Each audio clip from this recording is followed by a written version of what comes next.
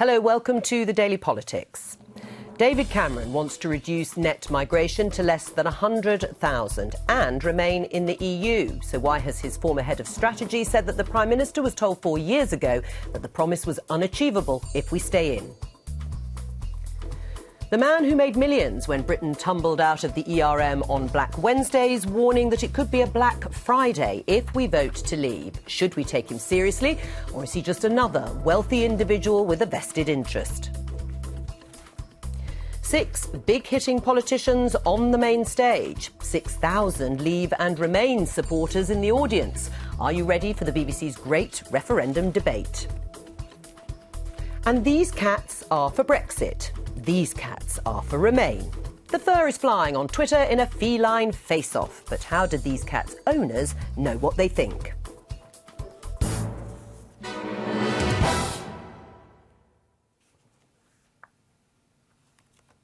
All that in the next hour, and with us for the whole of the programme today, 2 rivals in the referendum debate, but they'll not be as ferocious as felines, or maybe they will. Times columnist and ex-Conservative Tim Montgomery, who's for Brexit. The Confederation of British Industry's first female Director General, Carolyn Fairbairn, whose big business members are campaigning to stay in. Welcome to both of you. Thank you.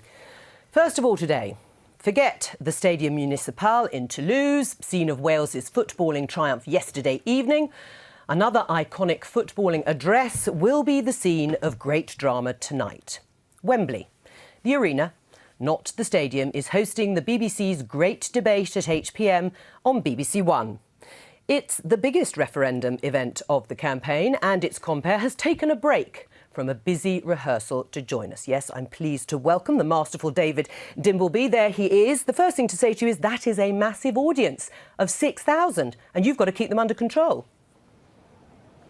Well, I wish it was Wembley Stadium, because I tell you what, we could have filled Wembley Stadium 10 times over the amount of interest there is in this debate. I mean, millions of people will be watching it.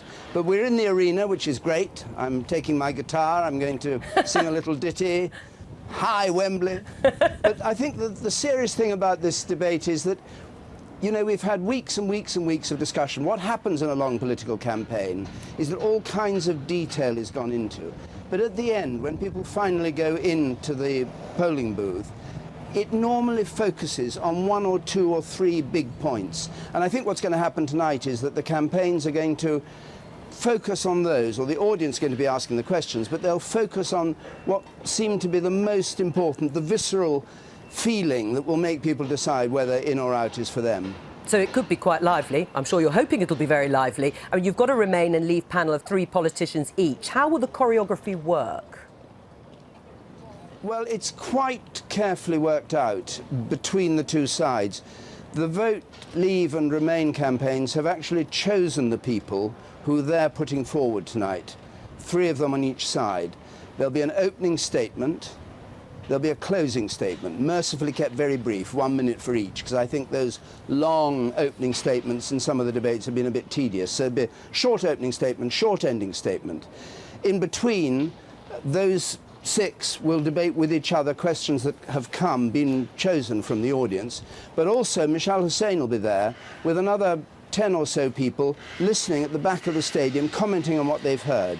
So it should have a good pace to it, and I think that will work particularly well. And at the end, for the last 20 minutes, we're in the spin room and hearing what reaction there's been from, you know, outsiders, politicians, everybody to it. So it's 2 hours, but it's not sort of 2 long hours of, you know, opening statement, closing statement. I hope to get a good dialogue running across the stage. That's the plan. Right. So, as you say, it is Wembley. It sounds like a warm-up for Glastonbury if you're going to be on your guitar as well, because it's not just one stage. As you say, there are 2. Yes, 2. There are 3, really. Emily Maitlis has her own stage. Oh. So there's me, Michal Hussain, with a great gang of people there. Emily Maitlis outside in the spin room. So it's, yeah. It'll be. I mean, the great thing is it's not raining. That's what I say. I mean, if it had been raining, I don't know how people. I mean, there are train strikes coming out of your ears. I just hope people will get here.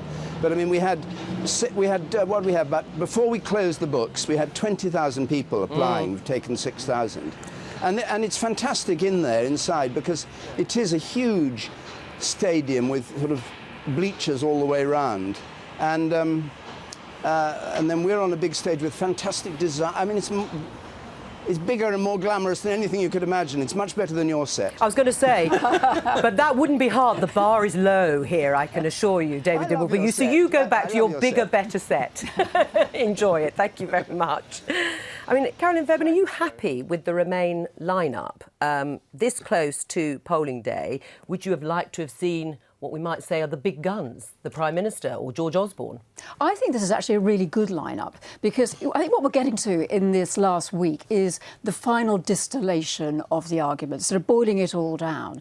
And actually to have a lineup like that, which aren't necessarily all of the usual suspects. I mean, someone like Francis O'Grady, who's going to make, I think, a terrific case for workers' rights. You've got Ruth Davidson, who I think will present a very strong Remain case, and Sadiq Khan, who has come out, I think, incredibly strongly around the case for London, and not just London. So I'm actually very optimistic about the lineup. I think it's going to be a great event. Does Boris Johnson perform well in this sort of format, do you think, Tim Montgomery? I think he does. And, of course, the Leave side have got the same people that appeared on ITV. Am I allowed to mention? You are. ITV. I think we're over it. I think we're over. We can name the competitors. Theirs was a much smaller venue than the BBC have got. So, no, I think the Leave team, Andrea Leadsom, Conservative, Boris, obviously Conservative, and Gisela Stewart, Labour, they did a really good job 2 weeks ago. So Leave feel that they're putting up the same team. The interesting thing, I don't think you watched that ITV debate, but you saw people like Amber Rudd go quite personal against Boris Johnson. Do you think that was a tactic? That was a particular strategy? Well, I thought Boris was very disciplined in not responding. I think there was an attempt to try and provoke Boris. But I think the danger, if Remain repeat that tonight, was it largely allowed Gisela Stewart and Andrea Leadsom to make their points uninterrupted. People were so focused on trying to get Boris and attack Boris that allowed the other two Leave spokesmen to make their points more clearly. And I think Ruth Davidson, the Conservative leader in Scotland, has been chosen to duff up Boris. Oh, really? So she's been given that task, She's quite to deal with him? Sort of pugnacious. And interesting whether that tactic is tried tonight, because I think particularly after the tragedy of last week, an emphasis on sort of personal attacks won't go down well. And I hope both sides are able to emphasise, exactly as Carolyn said, the big closing arguments of the campaigns, that we get substance rather than pettiness. What about changing minds? I mean, at this stage, there are people who are still saying they don't know or whose minds could be changed. I mean, how important do you think it is in that regard? I think it's really important, and I do think that if we can get away, I mean, there have been personal attacks on both sides, but if in this last week people can get back to, the really core arguments around the economy, which is what we've been trying to do, around the arguments around immigration, around sovereignty, if all of those arguments can be brought together in a simple and very straightforward and honest way, I think that could be very compelling for people to make their final minds up in these last few days. I mean, dare I say it, because we're on an hour show now with the two of you talking about these issues. Is there anything left to say, Tim Montgomery? I mean, we have this great debate, and of course you want to ram home the messages of both campaigns, but is there anything new to say, do you think? I don't think there's anything new to say, but clearly there are still a lot of undecided people out there. Do you think there are? How many do we think we're talking about? Because it seems to be a diminishing number. It's definitely down, but I think it might still be 10 or 15%, so there's a lot of votes still in play. It could definitely swing the result, couldn't it? Well, my feeling is if you ask the people whether they would join the European Union if we weren't already members, the polls just find overwhelmingly not. People wouldn't join this thing. People are frightened of leaving because of all the scare stories put out by the business community and by the Prime Minister. It's almost an emotional thing now. Do people believe enough in Britain's ability to survive outside of the EU? And people want facts. There are only a certain number of facts you can have. This is an element of faith now. Yes. Do you think it is going to be heart rather than head in these last few days? I think it will be a mixture of the two, and I think what is coming through really strongly now is just the sense of the opportunities and the benefits for the economy of being in the European Union. And actually, I'm quite pleased, as in these last few days we've actually begun to see more about the really positive arguments. The fact that we are on the verge of having a digital single market. You have Vodafone talking about the advantages this morning, smaller businesses as well. The fact that we're a services economy and there's that opportunity. So I do think that there is an opportunity in these last few days for some of those really positive economic arguments around jobs, prosperity, that can come through even more strongly. Well, we're going to talk about that in a moment, but we're going on to the big issues of the day because it's time for our daily quiz. And the question for today is, which of these cats supports Brexit? Yes, political animals. Was it A, Daphne, B, Clem and Little Mo? C, Tiddles, or D, Real Grumpy Cat? What a great name. At the end of the show, Tim and Carolyn somehow will give us the correct answer. More clueless than normal. Well, absolutely. Now, the Conservatives' 2010 election manifesto promised to reduce net migration to the tens of thousands. Having failed to achieve that in coalition, at last year's general election, the Conservatives again included the commitment in their manifesto. But now Steve Hilton, who is David Cameron's former Director of Strategy, has said that officials told them back in 2012 that the commitment was unachievable if we stayed in the EU. This question of immigration in this referendum isn't about whether you want lower immigration or higher immigration. It's about whether the government that people elect in this country can control it. And when I was working in government, we were told by officials that as long as we're in the EU, we couldn't control the level of immigration. And that's why I think we need to leave the EU. Steve Hilton there. David Cameron was asked about Steve Hilton's claim by Lorraine Kelly on ITV this morning. Well, it's simply not right, actually. When Steve Hilton left Downing Street in 2012, net immigration actually fallen quite substantially. It had got down to, just after he left, about 154,000, so not far away from the ambition that I set. But look, there are good ways of controlling immigration, and my welfare break, saying that people who come and work here have to work here for 4 years before they get full access to our welfare system, that's a good way. But pulling out of the single market, wrecking our economy, that is a bad way. David Cameron. Are you surprised, Tim Montgomery, to hear Steve Hilton being quite prominent in this campaign now in the sort of closing weeks, but particularly with this direct claim that civil servants told Number 10 when he was there that it wasn't achievable to bring net migration down to tens of thousands if the UK stayed within the EU? No, I'm not surprised at all. I talked to Steve when he was still working for the Prime Minister, and he was very, very frustrated then by the amount of paperwork that came across his desk that was from the European Union. He used to have a colour code system, the stuff that came from the actual coalition government, the stuff from Europe, and the stuff that the civil service generated. And he said the biggest pile on any desk was always the stuff that Europe generated. An illustration of how much we're governed by the EU. And I think he's absolutely right in saying, so long as we are part of the European Union, we do not know whether immigration will be 333,000 net, as it was last year, or 444,000 this year, or 555,000 next year. We have no mechanism whatsoever to control it. And if we have no mechanism to control it, we cannot plan for its impact on hospitals and schools and its impact on the housing market. Was it a mistake to continue to make that pledge to reduce net migration to tens of thousands when you cannot control at least half? That was a political choice. I have to say it's one that the business community has always thought is a challenging thing because, as you say, you can't actually control the number of people who leave, and so it's always going to be challenging. And it does mean that there has been a focus on the control of this number rather than what is in the best interests of jobs, the economy, and so, I mean, I think we would be entirely happy if there wasn't a net migration. And of course, this is one of the big gaps, because Karen's absolutely right. Big business wants cheap labour. You know, they want this import of cheap labour from all over Europe because it keeps their costs down. But quite a lot of the Leave side, Tim Montgomery, also want high immigration. We've heard from Michael Gove and Boris Johnson. Well, I think it's important that we still have immigration. There's very few people in this debate who don't want immigration because we need certain people for our hospitals. We need high-skilled people. But if we are in control, we know that the next year we're going to get a certain amount, or we can adjust it accordingly.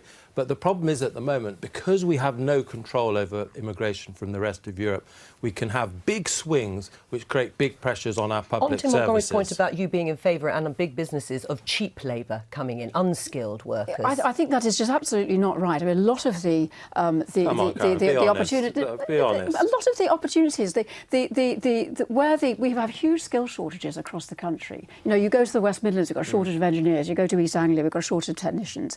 This has been one of the ways that we have been able to continue to grow. Now, I completely recognise, and our members completely recognise, that this causes challenges in some parts of the country, real challenges, and don't underestimate that for a moment. But the solutions are not in sort of closing our borders. Is it about managing? Wouldn't it be better if we could pick and choose, which we could do if we had control? One of the things I think that we forget, though, is this is a benefit to our people here, particularly young people. But what about the question I asked, rather than changing the subject? But it's a really important point. If you look it's a back to different point. It's Maybe an important let Karen respond. It's an important point. So in the 1980s, when our economy was growing less quickly and the German economy was growing well, we had Auf Wiedersehen, Pet, a great show. A great show. Great show. And it was about young British men going to Germany to work. And actually, that was a fantastic opportunity. And young people today love the idea that they can go and work abroad. And that is a reciprocal right that a lot of people, I think, will value. And just because at the moment we're in a position where it's going in a particular direction, but it could easily go in another direction, and that's a valuable thing. We're going to talk a bit more about immigration just a little later. Just to come back, though, to the central point that Steve Hilton was making, that they were warned that it wasn't possible. I mean, Steve Hilton also has said, and Michael Gove today, he assumed the Prime Minister would negotiate a better deal around this issue of freedom of movement. Do you think that is also what happened at the time, that they assumed they would be able to do something ahead of the referendum? And the Prime Minister says they have. I think there was a real expectation in Downing Street that they would get what they called this emergency break. They went to Germany, they went to Angela Merkel and said, just give us something so that if numbers really started to rocket for whatever reason, we could turn the tap off. Because you talk to the New Zealand Prime Minister or the Australian Prime Minister, as I have done for the Times, they have much higher levels of immigration, but it's not a political issue. And their explanation for that is that any time they can turn off that tap. They have control. I don't think the British people are ungenerous. I think they understand the points that Carolyn makes, that our businesses need certain levels of skilled labour. But when Germany so ruthlessly and uncompromisingly said you can't have anything at all, that gave us an illustration, really, of Europe's unwillingness to even give, when we had the gun to the head of the referendum. Europe's not in a mood for compromise, not in a mood for trying to help Britain out. And that's one of the reasons why I think we are better off out of this club. Were you surprised that there wasn't as much cooperation from countries like Germany and France over this issue of trying to control the flow of freedom of movement? I think that the really important thing at the heart of all of this is that this is what the single market involves. And that is going to be one of the core choices for the British public on Thursday. It is part of being a member of the single market. And the benefits of that, we believe, are really significant. And it is part of that idea of free movement, reciprocal for our people as well, that is at the heart of this choice. All right. Now, alongside immigration, the other big EU battle today is on the economy, with some of the biggest names on the high street warning that families will face higher prices if we leave the EU. Former bosses of Tesco, Sainsbury's, Marks & Spencer, Asda, Waitrose and Morrisons have all said the rising costs of the weekly shop would be catastrophic for ordinary families. Their letter came as retail worker union Usdaw suggested that workers would be £580 worse off if Britain left the EU due to a hit on sterling and new tariffs imposed. But economists for Brexit countered with a warning that unskilled EU migrants cost each taxpayer, on average, £17.75 per month. They base this on a family of four costing £29,225 in tax credits, housing and child benefit, and the cost of education and healthcare. They say single unskilled workers cost £849 each year. Meanwhile, financier George Soros, who made a fortune betting against the pound on Black Wednesday, said sterling would decline precipitously if Leave win this week. But Unite boss Len McCluskey, despite backing Remain, said that EU immigration has led to sustained pressure on living standards at the expense of British workers. Well, we can now talk to our guest. I can't quite remember which studio he is, Patrick Mimford. Can you hear us now? You're in Cardiff. Patrick Mimford. I can, Jo, yes. Your report today says unskilled immigrants cost £6.6 billion a year. But this is based on families of four with a stay-at-home mother. Do you know many families of four unskilled migrants with stay-at-home mums in the UK? Well, it's an illustrative figure, really. The basic point is that it costs about best part of 30,000 for that particular family type. If an unskilled worker brings in a mother, the rest of the family, and it's got 2 kids and a mother, it's 30 grand. Of course, it can be different, it can be less, it can be more. The whole point is that if you're an unskilled worker, you don't pay much tax, and you often get tax credits. Of course, if you get a family, you get a lot of tax credits. So your contribution to the exchequer is probably negative. And then you impose the costs of health, education, and housing on us, the other taxpayers, and of course particularly on the local communities who have to endure these costs locally rather than nationally. So of course it's very easy for the rest of us to say, oh, it's very nice to have cheap labour and so on. The costs are borne by these local communities, and that's why they're angry. But it's your figures that we're looking at, because you seem to be saying that you've based the figures, the numbers of unskilled migrant families with stay-at-home mums, on the UK average household composition. I mean, most people would agree that the two are not comparable. Well, we don't know exactly, unfortunately. Right, but if you don't know, why have you used it as an illustrative figure? Well, because we have 28% single, and then the rest are family, and we average them. Of course, it can be a smaller number, it can be a larger number. The point is, though, that under the facts of our welfare system are that you get much more than you pay in. If you had a family of 1 kid, it'd be the same. If you have, a family of if you only have one and a non-working mother, you get tax credits. Right. Unfortunately, that's the point, the facts of our welfare system. The basic point, Joe, is that if you have a welfare system, you act as a magnet for unskilled workers if you also have a high level of employment, full employment, and an economy that's doing well when the rest of Europe's doing badly. All right, well, let's look at those figures again, because you're then assuming that 3/4 of farm workers, labourers, care helpers who come here come with their partner and 2 children, or that individual unskilled migrants who are usually young and fairly fit cost the NHS £2,120 a year. Are you really saying that those people cost our health service that much money every year? Well, it's an average, isn't it? There's A&E, there's childbirth if you've got a family, if you have kids. But there are a lot of ifs, aren't there? Well, the point is that we don't really know exactly, but what we do know is that this welfare state, and this is why, of course, Australia has a green card system and it doesn't let in unskilled workers.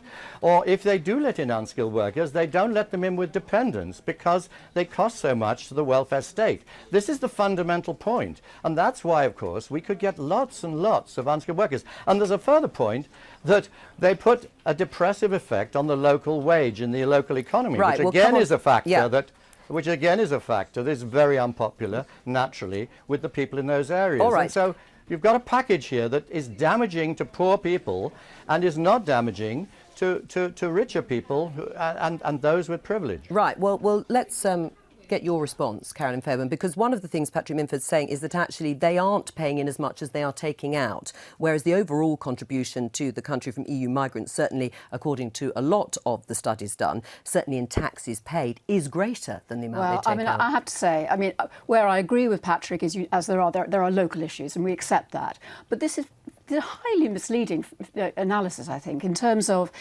the kind of natural family composition we see. I think we know from experience that it's not a family of 4 who's the typical model here, and that studies have shown that the net contribution is around about £2.5 billion overall. So I think that these are highly misleading figures. And the other thing I'd really like to pick up on is this point about the depressing of wages. There has been a very detailed Bank of England study done at the end of last year that pulled together all of the different research on this, that concluded that the impact of immigration on wages was negligible and close to zero. So I have to say, I think this is just not helping or adding or clarifying this important debate at all. Right, Patrick Minford, before you report, can I just say, low-skilled Brits surely should be more worried by the claims of all the supermarket bosses and Usdaw that leaving the UK would force prices to rise for them than they should be about your illustrations of how much they may have depressed wages or not. Well, I think that they're both of a concern, and what we've shown is that if you go to free trade and you have competition in the supermarket and you get rid of the common agricultural policy and the protectionist policies of the EU, you bring prices down massively. What they're talking about is a temporary effect on the exchange rate of the way the economy reacts to Brexit, which is a completely different matter. And so if they look at the matter in the terms of the the living standards of people after the adjustment has come through, they go up. And that's what, of course, they haven't done. They've just said, they've assumed, like George Soros today, a big policy uncertainty effect on the exchange rate, which is a purely temporary effect. And the exchange rate there is simply stabilizing the economy in a normal way, like it did after we left the exchange rate mechanism. Right. Well, let's put that. I mean, are you worried about that, Tim Montgomery? I mean, George Soros's warning about sterling falling precipitously, I mean, that would have quite a dramatic effect, even if it's in the short term, as Patrick Minford is saying. Well, I was at the Bank of England, actually. I just joined the Bank of England at the time we fell out of the exchange rate mechanism, and I think you talked about Black Wednesday and Black Friday earlier. Well, a lot of us remember it as White Wednesday, and it was the day a 14-year economic recovery began. And so, look, there will be some uncertainty after we leave. You accept that? After we leave the European Union. But you don't think it's important in of itself? Well, I think the economy has what the economists call automatic stabilisers. And a small downward movement in the pound actually would help exporters during that period. We don't have an inflation problem at the moment. In fact, we have some risk of deflation. So actually, a more competitive pound would suit the UK economy very well for a period. And once our trade arrangements are stabilised, we can go back to a more normal situation. Right. Do you agree with that assessment? It's important to separate two different things here. In terms of the immediate effect on the pound, I think that we can all be. I think that the pound would fall, and there would be a short-term impact. Would it be as dramatic as George Soros has said? 15%? I think it could potentially be. There are other projections that have the same kind of levels. HSBC, I think, are forecasting something similar. But I think the more important effect is the longer-term one that Patrick referred to, which is what we might expect in terms of longer-term tariffs and the effect on prices. The Leave campaign is now talking about falling out of the single market and facing WTO-type tariffs. That would increase prices in the long run. And I've talked to a lot of businesses who are concerned about the effect of tariffs on prices and what that would do to... I mean, you can answer that, Patrick, but also, given that you previously said that we shouldn't be scared if manufacturing is eliminated if we leave the EU, concentrating on other industries, why should any low-paid worker trust you to have their best interests at heart? Well, low-paid workers, by the way, that's a misquote, as you know very well. What I've said is that manufacturing that's unable to compete in the globalised world you did say would be eliminated. Well, let me give you the quote. I actually made it quite clear that high-tech manufacturing would thrive, and that, of course, is what we're looking for. Our car industry to raise its productivity. It already sells 2/3 of its exports to the world market.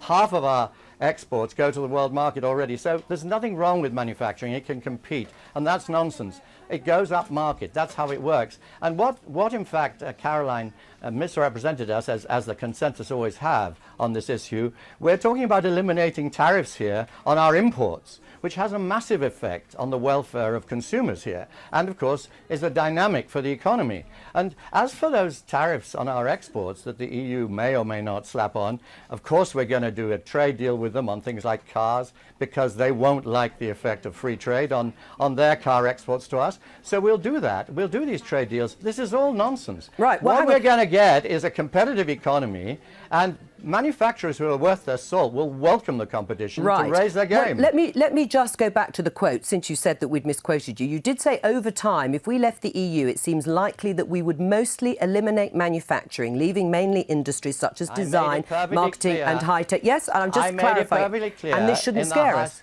Yes, I'm sorry, but I made it perfectly clear, if you read more than one sentence, that the high-tech was accepted and that the way in which manufacturing adjusts is through going up value. That's how the CBI has. That's how the CBI's members have adjusted. That's how the car industry is a world beater in world markets. You know, you're talking in a very negative and sort of narrow-minded way. I was trying to raise our eyes to the idea of global competition across our economy, to the enormous benefit of our consumers, and we can perfectly well help our manufacturers over this rough patch where they've actually got to face global competition in their home market as well. Right. Do you think, Patrick, why not? All right, well, let me put that to Tim Montgomery. I mean, do you think people working in manufacturing and other low-paid workers should listen to Patrick Minford over Carolyn Fairbairn when it comes to talking about their jobs, long-term prosperity and the future?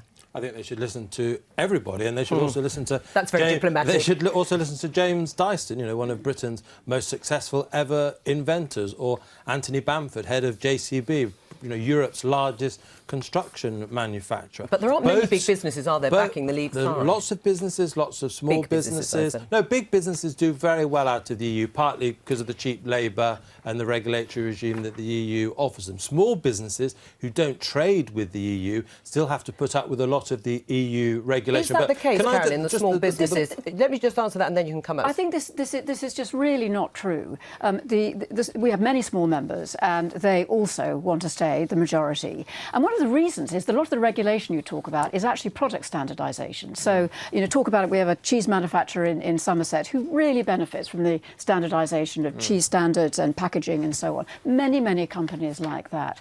So I think that this idea that somehow it's all about big business is just absolutely wrong, and it's not borne out by business, but I don't think the CPI is representative of all of the smaller businesses. And of course, the great opportunity of leaving the EU is 9/10 of our growth in exports is with the rest of the world. Europe is quite a fast declining part of the world. Is it fast declining? It is going down. Is it fast declining? It's declining twice as fast as America, for example, which is sort of an equivalent advance. And what is the level of our trade with the rest of the world outside the EU? Well, it's about half and half at the moment, but Europe is losing its share. And Europe is unable, because it's 28 member states, can't agree on anything, can't agree on how to solve the euro crisis, can't agree on how to solve the refugee.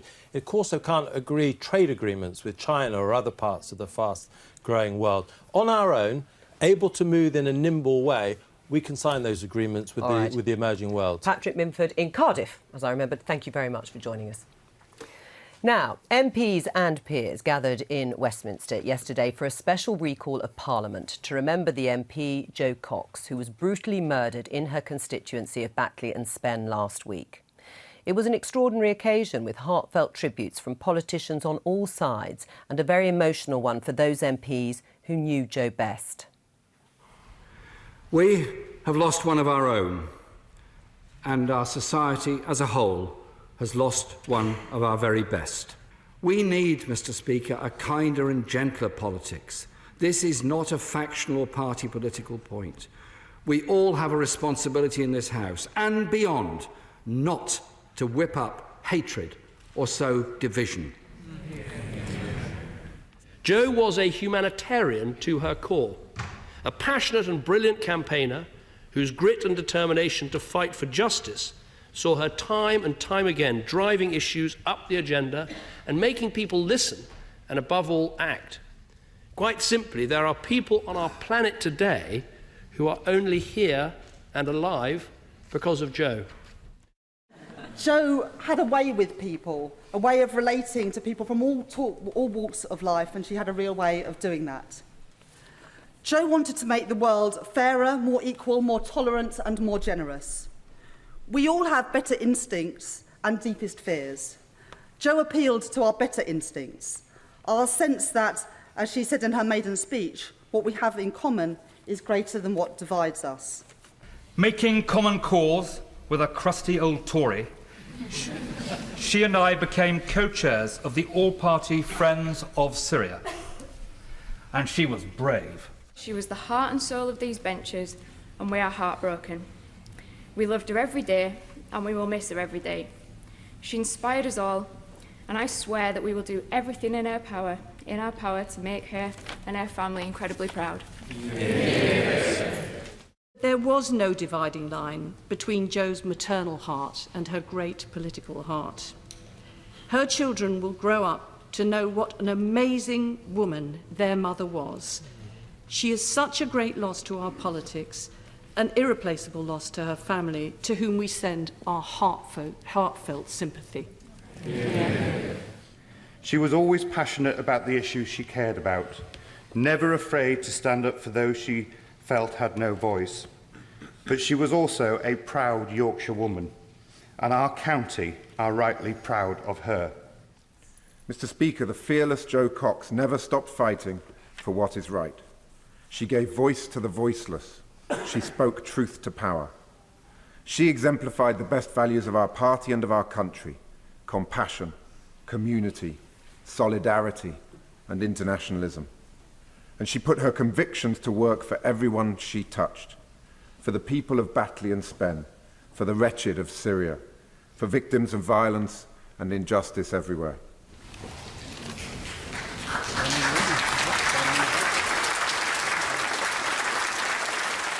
spontaneous applause there at the end of all those heartfelt tributes from MPs following the brutal and tragic murder of the MP Jo Cox last week. Now, much of the referendum debate has centred around whether it's possible to control immigration whilst remaining a member of the European Union. Here's Labour leader Jeremy Corbyn on Sunday responding to a question from the BBC's Andrew Marr about whether he thought there should be any upper limit on immigration into this country.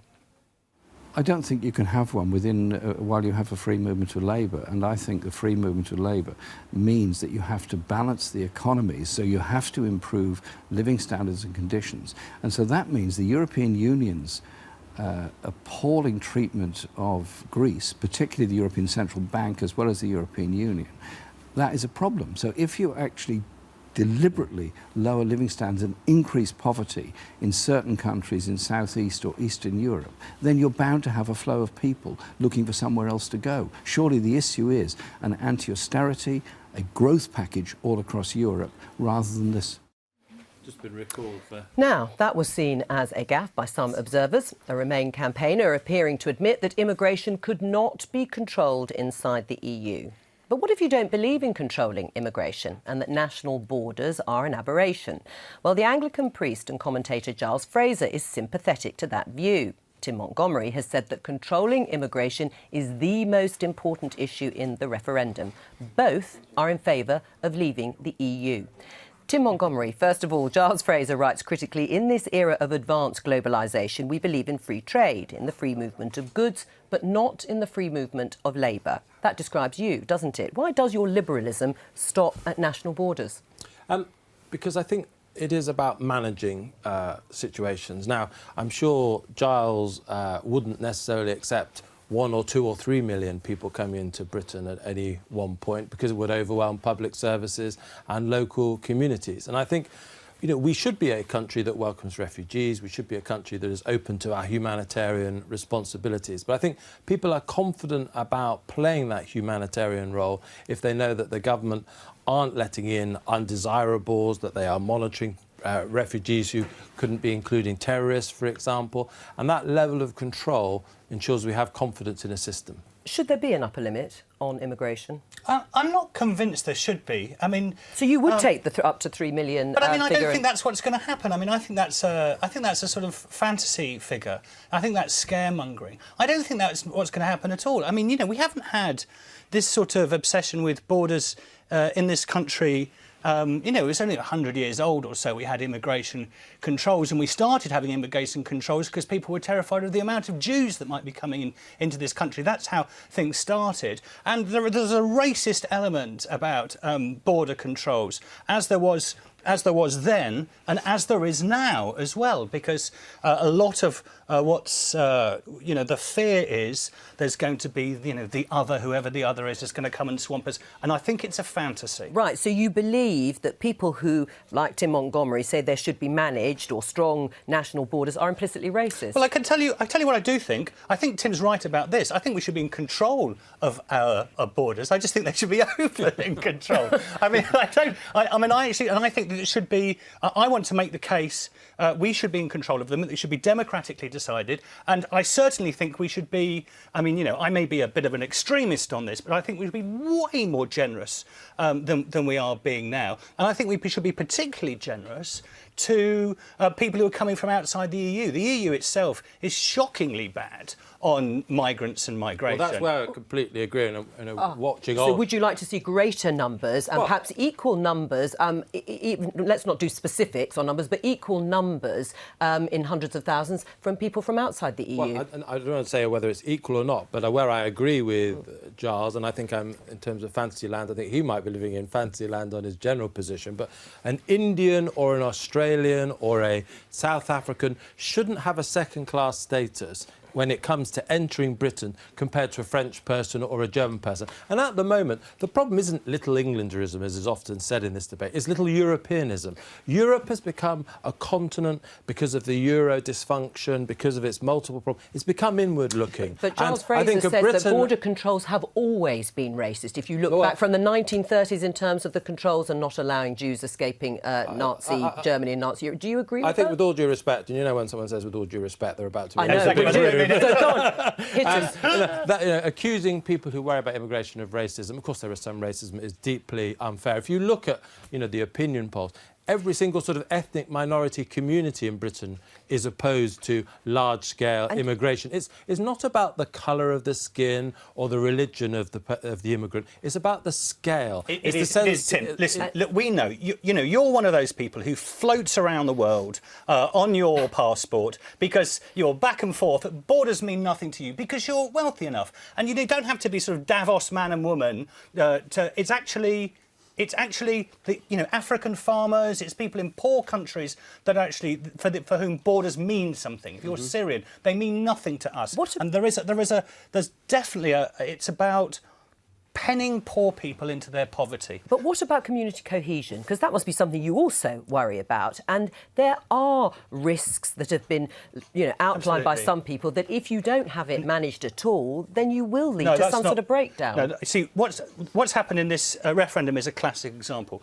There is a large group of people who feel completely that they have not been listened to, they've been unattended to, and they are readily exploited by those who want to go, and this is all about this sort of terrible, scary other called the immigrant. Actually, I think their anxiety is much more about jobs, is much more about housing, those sort of real things for people. And I actually think people in this country are not concerned about the colour of the skin of the people who lives next door to them. Do you think in the end... So they're not racist, then? I think you just contradicted yourself, haven't you? No, I think there is. I think there is a racist... I think there is... The idea that we have to insist on our borders, there is something racist about that we have to sort of build up the moat and keep this out. Racist, No, I don't think they are racist. Right. I actually don't think the British people are racist. I actually think that I think that this is being exploited by people like Farage and all those sort of, there's a very genuine feeling of anger that people have not been listened to, which is being exploited and changed and shifted in this debate over the referendum. If you think it is such a key issue, immigration, and certainly, as you say, polls seem to bear that out, do you think on balance, when it is stood alongside the economy and the value of people's pound and money in their pocket, that in the end that will still trump issues of immigration? Usually, but I think people can see both sides of the economic debate as quite balanced. I think they can see there are costs of leaving the single market. Karen and the CPI are right about that. But I also think they can see the advantages of having better connections with the fast-growing parts of the world. So the economic argument's a bit muddy for people. But the immigration argument is really clear. There's only one way we can get control of our borders, and that's to leave the European Union. That's one fact, big fact in this debate, in a debate where there are few facts. And then, if we have that control, Giles can stand on his manifesto of letting anybody in, and I would stand on my manifesto of, controlling. We could see who could get more votes. Well, we'll do that. We'll do that. You will, of course, you will. So I understand that. But, I mean, if you're asked on a position of principle about this, for me, I'm just flagging up a principle. And actually, these are principles that the West has had. You look on the Statue of Liberty, and there's that very moving quote on the Statue of Liberty, bring me your huddled masses, your teeming shore, all of that sort of stuff. And then, of course, no one's living up to that because they're building a great big fence around it to stop Mexicans coming in. Right, what about the tone? I mean, has the tone been what you would have liked to hear on the immigration debate in terms of... No.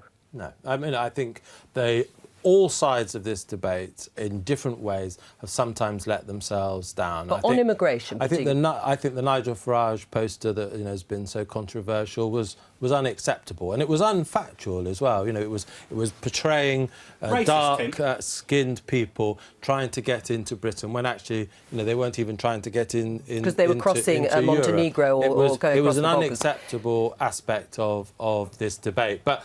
just because that poster and Nigel Farage has behaved inappropriately, it doesn't mean that working class communities who are seeing their wages depressed by the kind of level of immigration that Giles would want, that isn't racist. That is a reasonable concern about immigration's impact on local economies. Giles Fraser, thank you for coming in. Now, there's been name-calling, furious briefing and talk of revenge. And that's just on the Daily Politics. So, can the Tory party put itself back together after Thursday's referendum? And how? Well, in a moment, we'll be joined by the leading Conservative Remain campaigner who's been making his case forcibly on social media, Nicholas Soames. First, here's a little reminder of the less obliging things Conservatives have said about each other.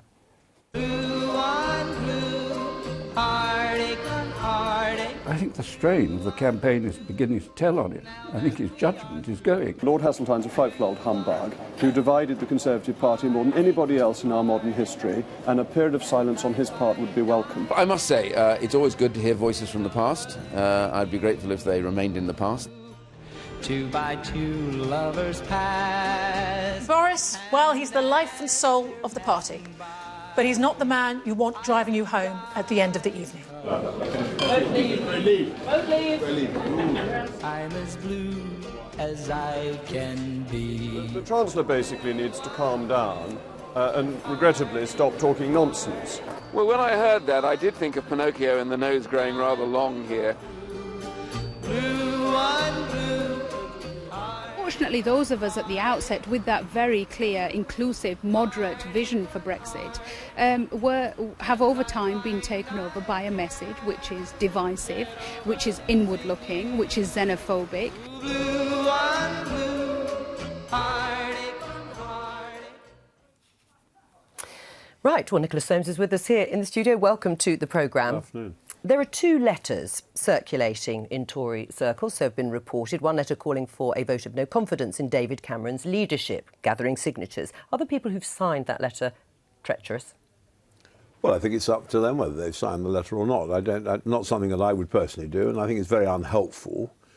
And as we don't have any idea how matters are going to turn out, I think it's a fairly sort of foolish thing to do. But it is well known that there are people, as Tim knows very well, there are people in my party who've had it in for David Cameron since the day he was elected.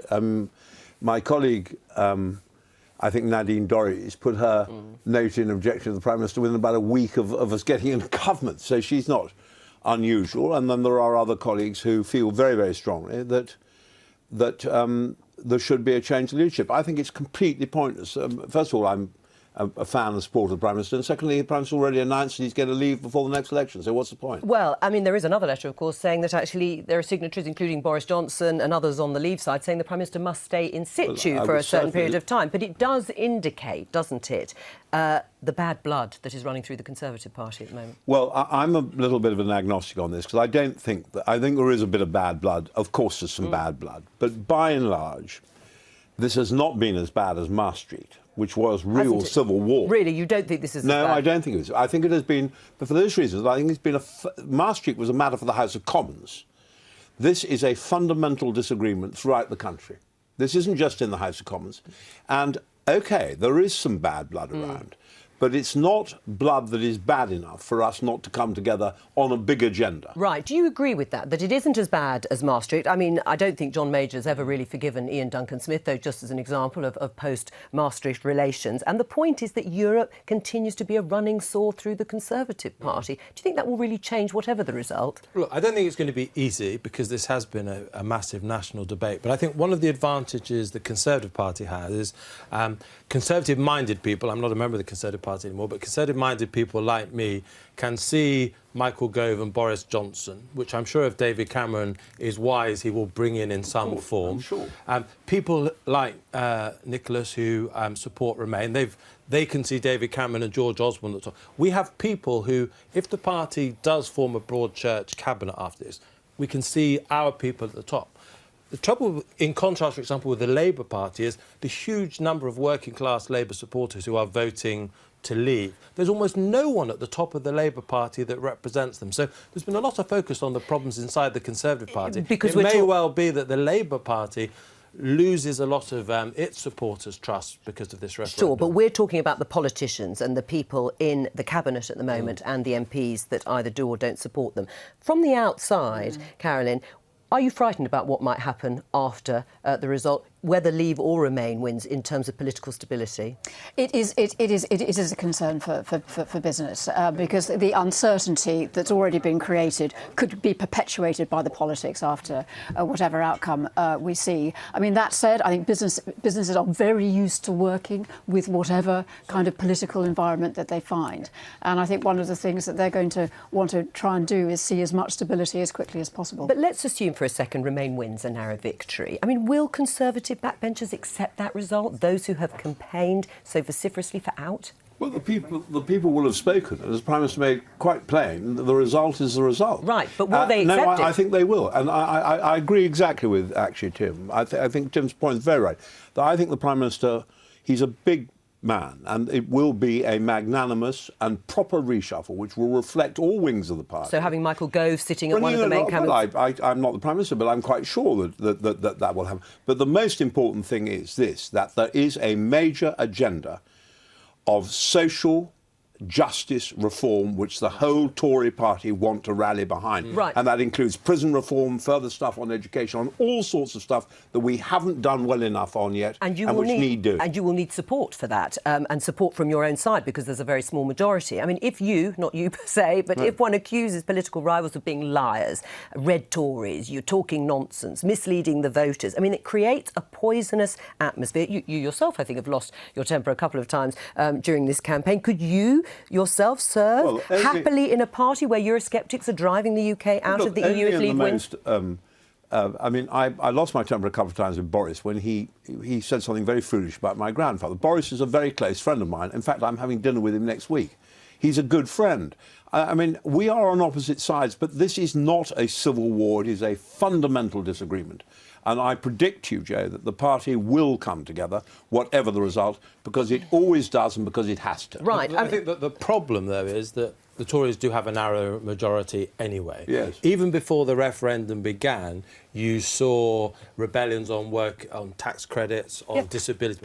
The particular problem isn't the social justice agenda, which I think the Conservative Party can actually unite behind. That's what it's the unfinished work of deficit reduction. It's the unfinished work of economic policy. The wisest thing I think the Prime Minister will do, assuming he hangs on, is move George Osborne. George Osborne has become a particular source of disunity. He'll have to be sacrificed, I think he should move to the Foreign Office. I think it's his own long-term interest if he wants to be leader. We need to reboot economic policy. Do you agree with that? Well, I think that, you know, these genuine, I'm not dodging the question, these are matters for the Prime Minister, but I think, actually it so happens, I think George Osborne will be a first-class Foreign Secretary. I think he's been a first-class Chancellor. It's up to the Prime Minister what he does, but I think it has to be that some of the great offices of state are going to be freed up to promote other people to come in. I think that's inevitable and a fact of life. Right. Nicholas Soames, thank you. Thank you. Now, did I mention that there's a big debate? A great debate, indeed, being broadcast live from Wembley on BBC One at 8 p.m. this evening. Well, Adam's been behind the scenes. It's all very exciting. It's already hosted boxing and wrestling this year. Now Wembley Arena's getting ready for the biggest tussle of the referendum campaign. In the Remain corner, the Scottish Conservative leader Ruth Davidson, the Mayor of London Sadiq Khan, and the TUC General Secretary Francis O'Grady. In the Leave corner, the Labour MP Gisela Stewart, the Energy Minister Andrea Leadsom, and him. This is the dressing room that Boris Johnson will be using. Have a look around. It's surprisingly unglamorous, but in the interests of balance, so is everyone else's. I'm reliably informed there'll be some snacks on this table by tonight. And look, at least there's a mirror with showbiz lights round it. Then the walk through here, through these doors, and into the arena.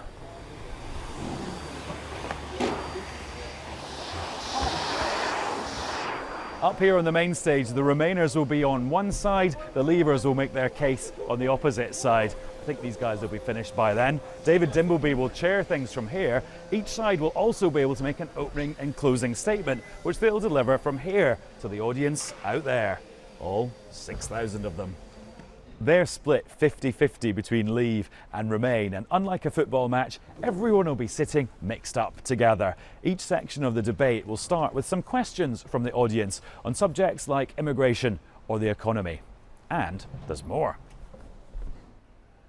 This is the second stage, where each campaign will have 5 more representatives drawn from the other political parties and the worlds of business and journalism. It'll be hosted by Michelle Hussein.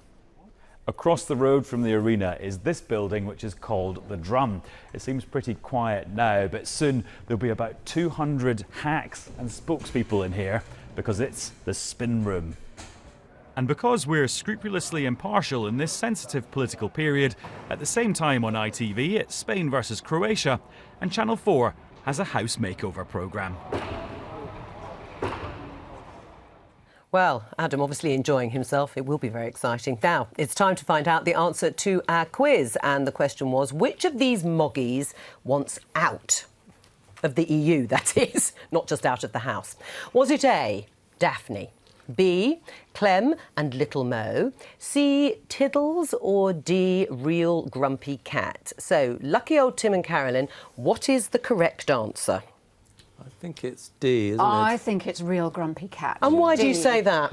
Well, let's have a look at Real Grumpy Cat. It is, in fact, the right answer. You've both done very... Look at that face. It looks really grumpy. It does look grumpy. Yeah, really. What are you saying, then? You have to be grumpy to be voting out, Tim? I recognise the Dan Hannan. I cannot believe Dan Hannan would have a cat in favour of Britain staying in the EU. You're right, it is Dan Hannan, he's the Brexit MEP. So you got the correct answer. Brilliant. Well done. Well, that is Leave campaigner Dan Hannan with his cat, because the fur has been flying on Twitter, with rival sides in the referendum debate posting pics of their moggies, claiming their feline friends share their own views on the EU. And joining me now is Kate Bevan and her cat Daphne.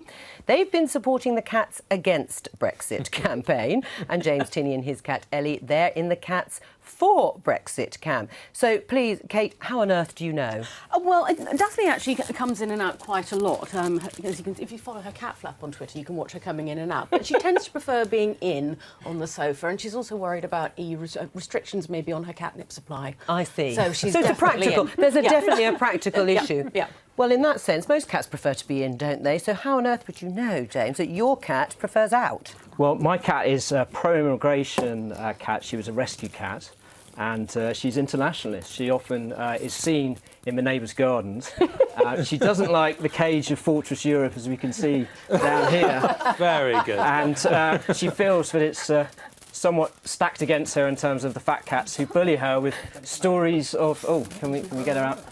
Bully her with stories of recessions in cat food. Well, I have to say, I'm really impressed by your answers. I wonder how long you've been preparing this and watching the cat's behaviour. But can I just ask, what difference does it make whether we're in or out of Europe, Kate, as opposed to the contented lives of all the cats I know?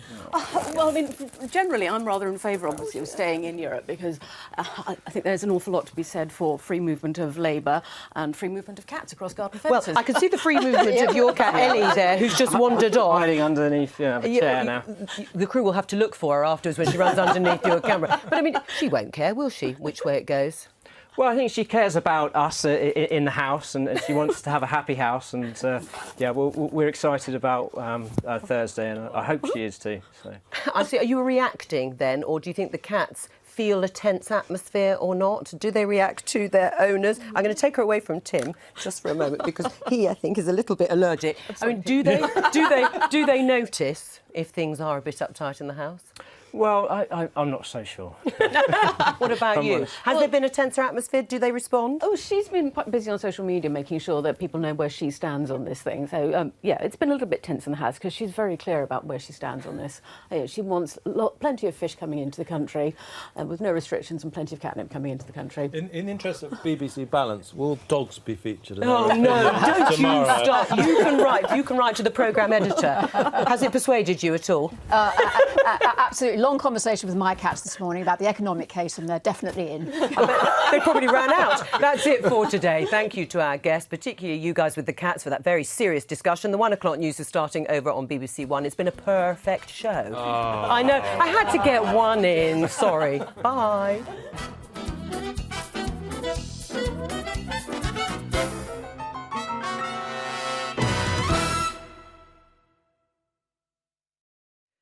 Nick Robinson.